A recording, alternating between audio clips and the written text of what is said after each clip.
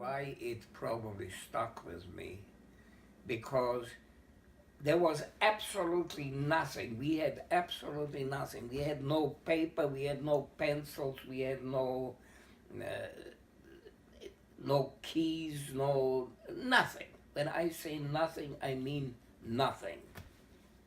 And I climb up on my bunk one day, and there he sits with a deck of cards. It was a dirty deck of cards, but it was a deck of cards. And you know what it was, as if I suddenly pulled out a goose, live goose from my jacket, and it would be about the same thing. And that's what probably left this huge impression, this impossibility of having a deck of cards in Auschwitz. He probably got some pieces of string and stuff like that and performed simple magic tricks, And so he entertained the SS with that, and he taught them tricks. He taught them tricks. I don't know how good a magician he really was. He started it as a hobby, and then in Czechoslovakia he was forced to do that.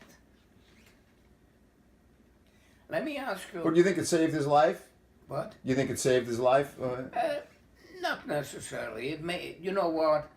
Anything that didn't kill you for the moment saved your life.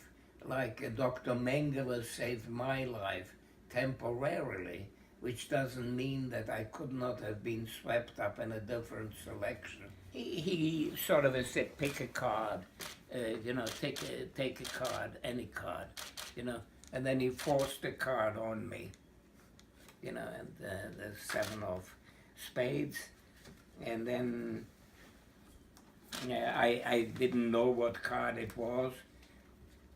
I put, it was put back in a deck and shuffled, but if you know what the card is, then there's no problem. And then he held the cards like this, held them like this. And at this point, what is this card? The 4 of spades, okay? And then he took the card and simply dropped it on the table, and then when you looked at the table, it was suddenly a different card.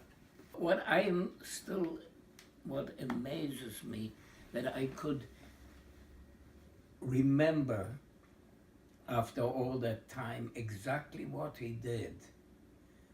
And it sort of took over my imagination, if you will. First of all, I didn't know the guy was a magician.